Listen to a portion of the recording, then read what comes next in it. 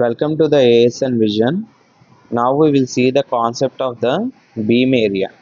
Beam area is also called as a beam solid angle and it is denoted as omega A. Now we will see the definition of beam area. It is the solid angle through which all the power radiated by the antenna would stream if p bar of theta comma phi maintained its maximum value over solid angle and was zero elsewhere. అంటే దీని meaning ఏంటి అంటే ఎక్కడైతే power ఉందో solid యాంగిల్లో ఎక్కడైతే power ఉందో ఆ పవర్ ఉన్న దగ్గరే నీకు మ్యాక్సిమం రేడియేషన్ వస్తుంది. ఆ పవర్ లేని చోట you won't get any radiation, that is zero. అంటే ఒక యాంటీనా ఉంది అనుకోండి, ఈ యాంటీనా ఏదో ఒక డైరెక్షన్లోనే నీకు మ్యాక్సిమం రేడియేషన్ వస్తుంది, ఓకేనా. రిమైనింగ్ డైరెక్షన్స్లో మనకి రేడియేషన్ రాదు.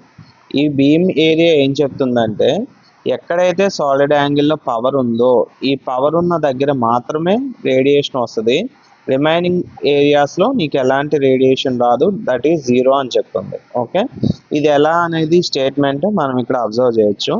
And it is specified in terms of solid angle. Beam area is specified in terms of solid angle. Solid యాంగిల్కి వెళ్ళబోయే ముందు you should know the difference between the plane angle and the solid angle. Plane angle అంటే plane angle means what? Here if you take a circle, okay, for plane angle you will take the circle, for solid angle you need to consider it as a sphere. Okay, plane angle ki enti theta is calculated, this is the length of the arc, this is the radius, arc length divided by radius we will get the theta for circle, and for circle the units is radian. Okay, it is a two dimensional. Plane angle we will see for two dimensional, whereas for solid angle it is a three dimensional. అంటే ఏంటి, spear ఇక్కడ consider చేస్తాం. అంటే హార్జాంటల్గా తీసుకోవాలి, okay, and వర్టికల్గా కూడా తీసుకోవాలి మనం ఇక్కడ. కాబట్టి హార్జాంటల్ అండ్ వర్టికల్గా తీసుకుంటున్నాం అంటే ఇక్కడ మనకి టూ టర్మ్స్ వస్తాయి, that is theta and phi. Theta means the elevation angle. Okay, theta is the elevation angle that ranges from 0 to π.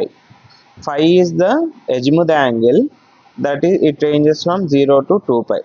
అంటే ఎలివేషన్ యాంగిల్, ఎజిముత్ యాంగిల్ అంటే హార్జాంటల్ 360 చూడాలి, వర్టికల్ 180 degrees చూసుకోవాలి. దానికోసం 3D అనేది మనకి సాలిడ్ యాంగిల్. ఇక్కడ స్పియర్ని కన్సిడర్ చేస్తాం, this is a sphere. Okay, ఈ సాలిడ్ యాంగిల్కి ఫార్ములా ఏంటి, this is the symbol of the solid angle. Circular surface area S divided by r², where r is the radius of the sphere. For solid యాంగిల్కి units steradian, plane యాంగిల్కి units radian. Angle calculate చేయాలంటే 2πr/r for circle, r r cancel 2π. For స్పియర్కి 4πr²/r² will get the 4π. Okay, now we will see how the beam area of the antenna will, we can write the necessary equations for this. Okay, first draw one sphere like this. Okay, this is a sphere. Okay, and next place the coordinate system, that is xyz coordinate సిస్టమ్ను place చేయండి. Place చేసిన తర్వాత ఇక్కడ నుంచి మనం ఏం calculate చేయాలంటే చూడండి, ఇక్కడ నుంచి మనం ఎలక్ట్రోమాగ్నెటిక్ వేవ్ అనేది ఏంటి, ఒక యాంటీనా ఉంది అంటే స్పేస్లోకి ఎలక్ట్రోమాగ్నెటిక్ వేవ్ని పంపిస్తుంది. ఓకే, ఇదంతా కూడా స్పేసే మనకి. అయితే స్పేస్లో ఎక్కడో చోట ఇది రేడియేట్ అవ్వాలి, అవునా. కాబట్టి ఏదో ఒక చోట రేడియేట్ అవుతుంది కాబట్టి ఒక ఫిక్స్డ్ పాయింట్ మనం తీసుకుంటాం. ఇది ఎక్కడైనా అయి ఉండొచ్చు, అవునా. కాబట్టి ఈ ఏరియాని మనం ఏమంటాం అంటే ఇన్ఫైనైటసిమల్ ఏరియా అంటాం, లేదా ఇంక్రిమెంటల్ ఏరియా అని కూడా అనుకోవచ్చు.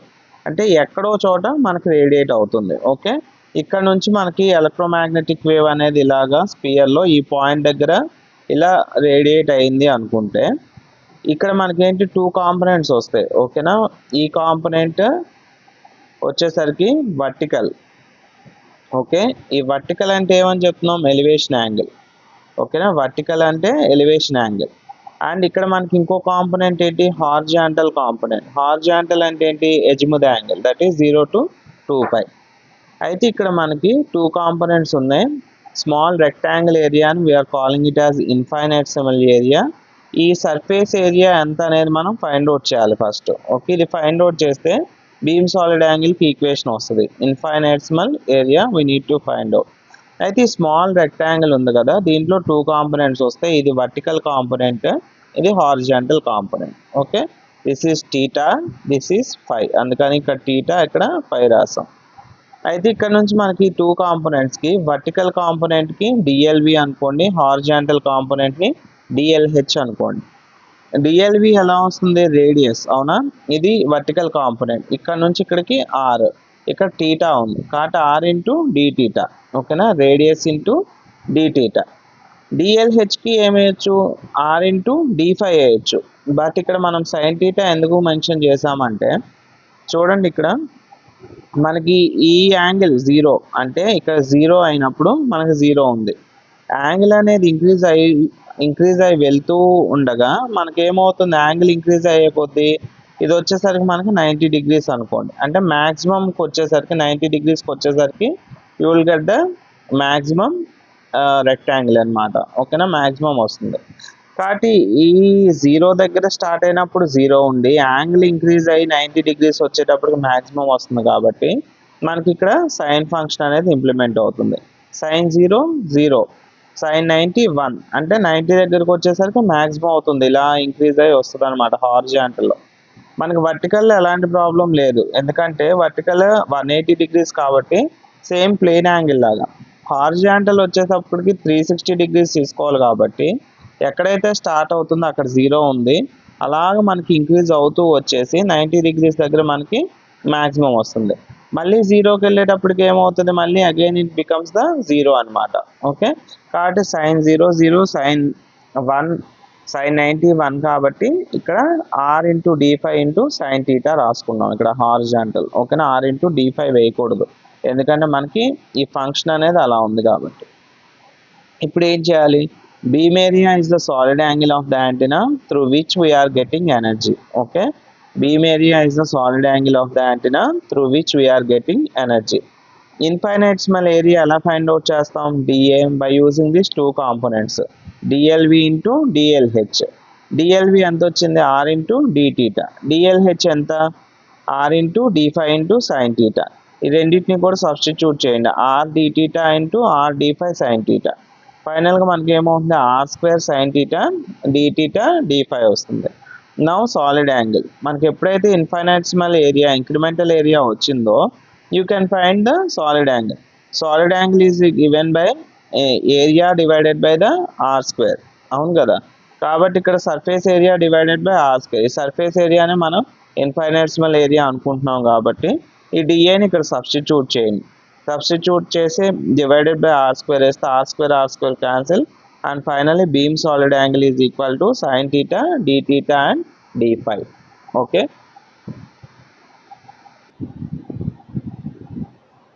ఇప్పుడు ఏం చేద్దామంటే దీనికి ఇంకొంత నెససరీ ఈక్వేషన్స్ డెరైవ్ చేయాలి కాబట్టి again I have taken the solid యాంగిల్కి మనం ప్రీవియస్గా సాల్వ్ చేస్తే sign theta d theta d5 అనేది వచ్చింది.